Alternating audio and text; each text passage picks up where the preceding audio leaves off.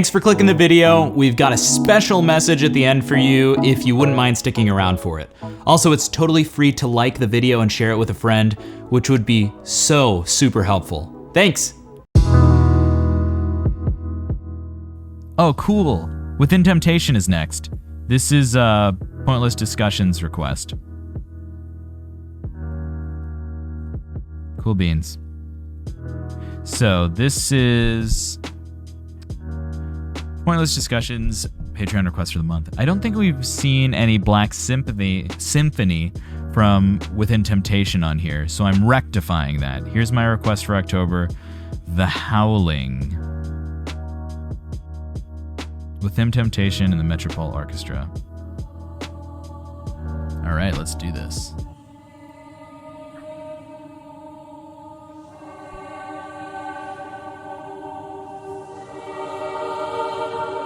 Beautiful.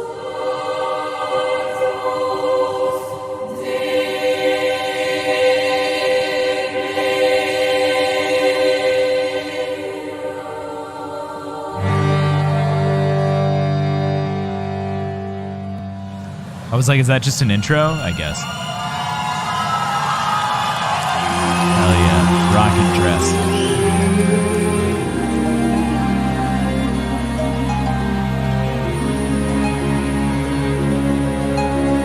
Copperado was there. Oh, this is amazing.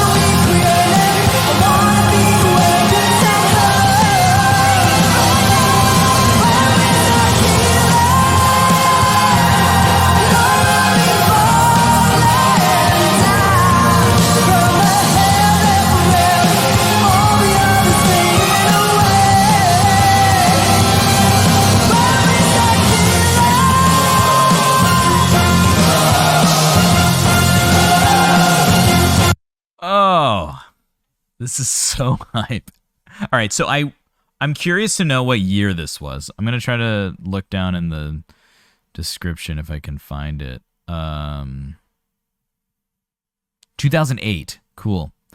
Oh man, this is awesome. What's interesting about it to me is that it's kind of at that midpoint between what we heard the last Within Temptation video that we talked about, and then, you know, some of the earlier Sharon stuff where she's totally in that high placement. And then when we think we listen to something from like 2015, it's a very much more like chesty, supported, belty sound. And this is really in the middle. You still get all of those really high overtones, and you get a lot of the sheen from the beginning, you know, the earlier singing stuff. Obviously, as a self-taught singer, she's given herself ability and I guess permission, so to speak, to change things up as it feels fit. She's probably, I think the thing that self-taught singers do the best is be able to identify and feel things happening in the voice and give themselves permission to take charge, to adjust things for the sake of what feels right? Correct? And so what's happening here is such a cool, I guess, artifact, being right in the middle of when we listen to like 2002, 2003, and in like 2015. And this is like, we get kind of the best of both worlds. Maybe it's not the most sustainable sound if she had to like continue to transition to something else, but it's a, sustainable sound over the course of 15 years could look like a lot of different things. So in this case, it has kind of what I hear as the best of both. She gets that forward sheen, she gets that depth of timbre. She's using a little more belt than usual, but it's a lot, and I could see it being really heavy on the voice, which means, sort of falling into a place where you do either one or the other. But this is really exciting technique because of how much is included in it. The way Sharon sings clearly has changed with how the Within Temptation music was developed. Interesting. The more hard rock these days and less of the drum metal vibes. Interesting. Yeah, this definitely has the heavier vibe than the later music, and I can see her vocal technique kind of adjusting. That totally makes sense. Yeah. She used that high placement a lot back in the days. I prefer her belty sound. It sounds more rich and colorful. That's, again, totally interesting. And it's rare to see a group that shifts that much. I mean, I guess it's a smart marketing move if it works, but that's not everything that is important in music, so to speak. Cool. Oh, this is great. This is super thrilling. Let's see.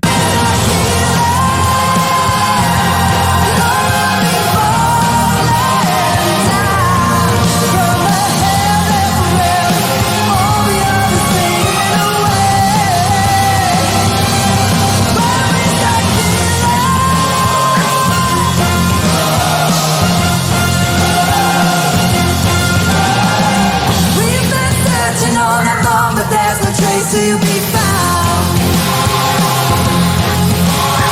It's like they all have just vanished, but I know they're around. Feel them getting closer, hearts and chips on my spine.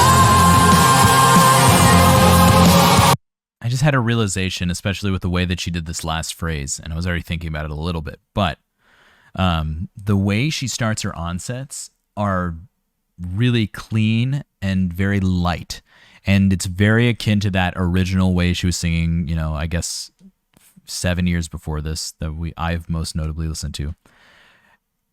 But that gives her the ability to keep a lot more compression and harshness in her high vocals, which is different from what she did earlier and sort of what she started doing as time goes on. And in that sense, I think that's like the strength. She's using the strength of both of those. The lightness can be used as a tool to refine the technique. The harshness is exciting and works really well on high notes and really creates a lot of, I don't know, it's very impressive. It's very compelling to listen to. It's very intense when she can bring harshness into the higher vocals or more compressed sound into the higher vocals. And it's actually a really smart way to approach doing a more compressed sound, starting light and then giving yourself room to grow as the phrase goes on, as the music continues, whatever. But we have this rule in classical music, especially for tenors, where it's not a rule, it's kind of a meme actually, but no one really cares about your notes when they're not high notes. And so the best way to use that idea is to not overblow your voice on lower notes. And what that does is it allows for your high notes to have way more capacity to create more sound. You're not gassing out on low notes that make your high notes maybe a little more tight, a little less impressive or whatever. If you just really stay easy on the lower notes, your high notes automatically gain more body, more ping, more everything. Your high notes will always be more tense than the notes that come before it. And they're knowing that, releasing your low notes entirely, knowing that people probably aren't going to care, especially not as much about your high notes and your big, show notes. It's a smart way to approach it. It's efficient, Maybe not all your notes are going to be that big, powerful sound, but that doesn't matter in a lot of cases. And I think, especially for like a high-voiced female in symphonic metal, high notes are, again, also the moneymaker just as much. So it really, I think, pays off for her to sing this way, especially in these cases. So I think that's interesting. Sharon is one of the reasons, let me see. The Howling is the heart of everything and has been described by the band as having perfected the style they'd been playing until that album. After that, they started experimenting with different genres. Interesting. So what's cool is that now this is what they've defined themselves as that turning point. The sound in both those songs don't seem sustainable from a vocal perspective, in my opinion. Maybe that's why she changed. Yeah, so this, while she is relying on all of these different properties, she's kind of combining them instead of going back and forth, which can be very arduous. Totally, Nati. I hear that.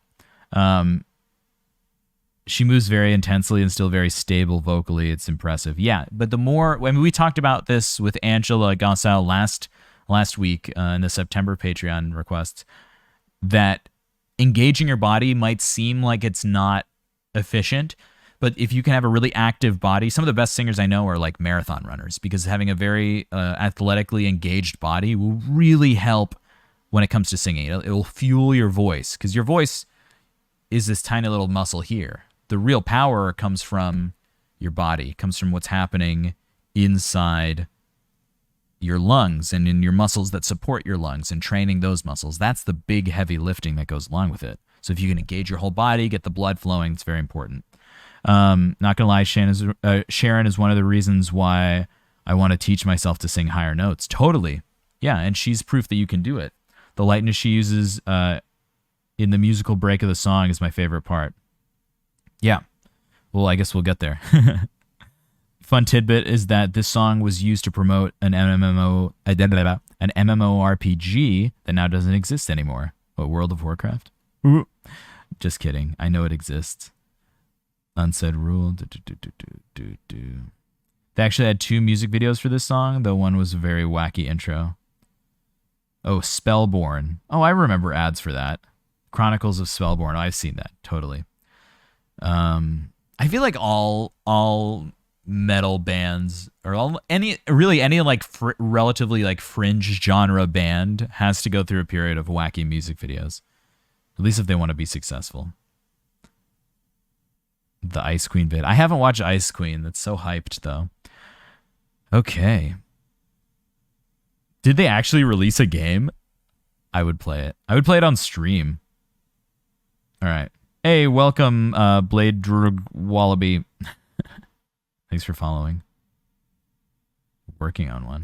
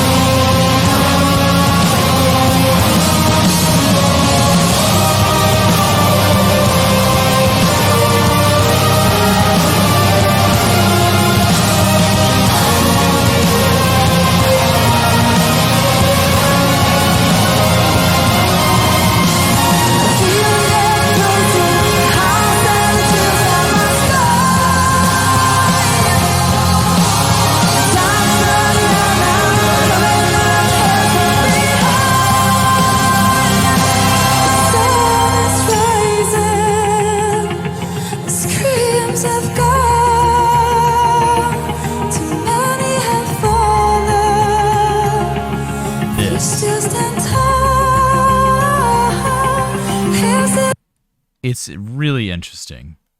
We talk about in vocal training the idea that where you maximize your time practicing is what your voice is going to do best. So it's hard to be like a crossover artist. That's why the stuff that like Floor does is super, super interesting, because she's kind of like she does everything really well, but very few things perfectly, right? So she's not going to go into harsh vocals and do every scream perfectly, but she does like false fold vocals really, really well. And she has all these different things. And as someone who's in like, obviously I'm commenting on like a 15-year span of someone's vocal career. So I'm not going to be, extremely, extremely accurate. But if we're treating this as like an artifact of the halfway point between Sharon's kind of lighter, higher singing and then her more harsh, belty, like meaty, chesty singing, this moment is really key because it's a dramatic moment in which she's pulling back the sound to draw us in as audience members before the final like blow. That's what these breakdown sections are really about, is really calming things down to make that last moment way more impactful. But she's also doing it in a way that is totally akin to what she used to do before, that lighter vocalism. So if we can kind of compare her facility to get to those high notes when she's singing in a more belty way with what's happening here, we can kind of get little hints on why she continues to go down that road of heavier vocalism. So let's just go back a little bit. Screams have gone, too many have fallen. If you still stand tall, this is the end of what we began. Will So we beautiful. remember what we've done wrong?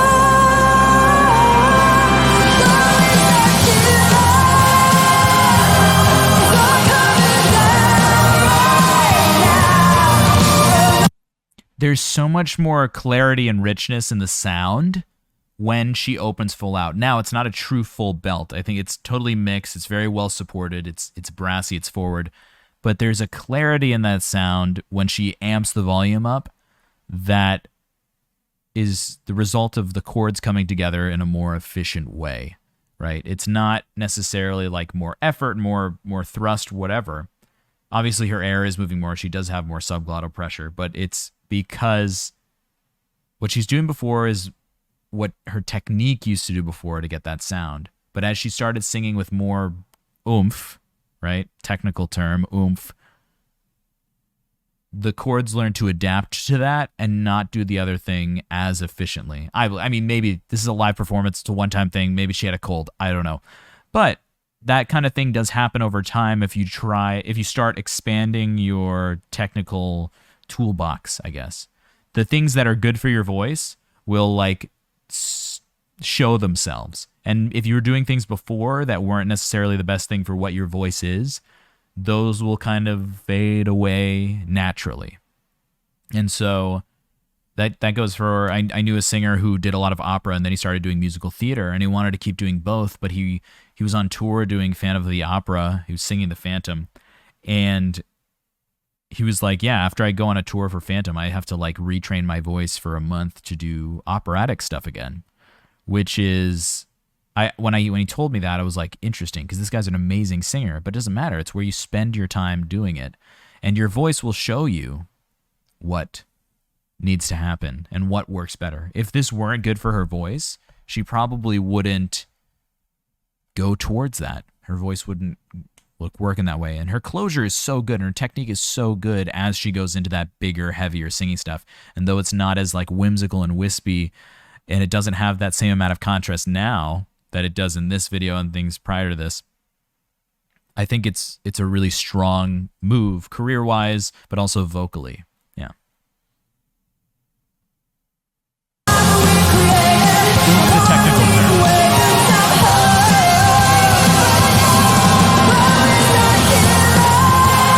Here, I just want to go from where it was soft into where she like kind of brings it up into a harsher place.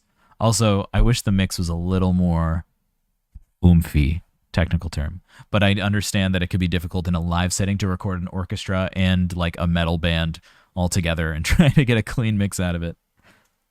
So listen to what she does with her voice when she amps up the volume.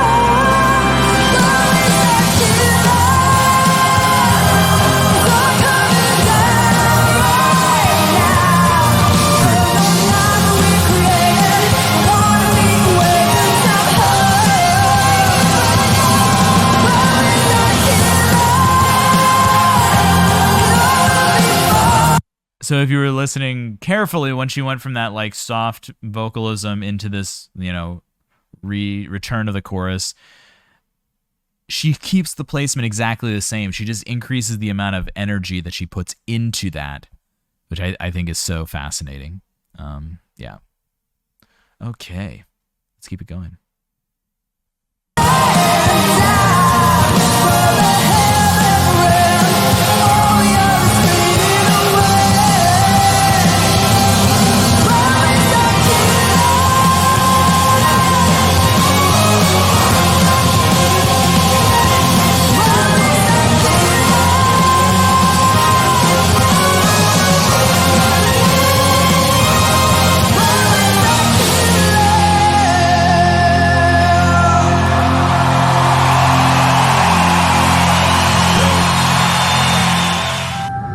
Hey there, I hope you enjoyed checking out our coach analysis and reactions today.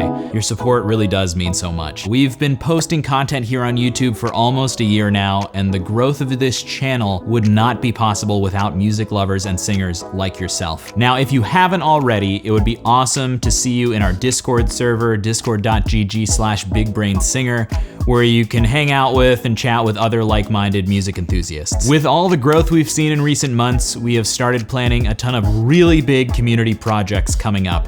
And we're actually looking for passionate individuals to help us work on social media marketing and video editing. If you have any interest in helping the community, and those are some things you're interested in specifically, I'd love to hear from you. You can either find me on Discord or email me at charlie@bigbrainsinger.com. Thanks again for watching, and I'll see you in the next one.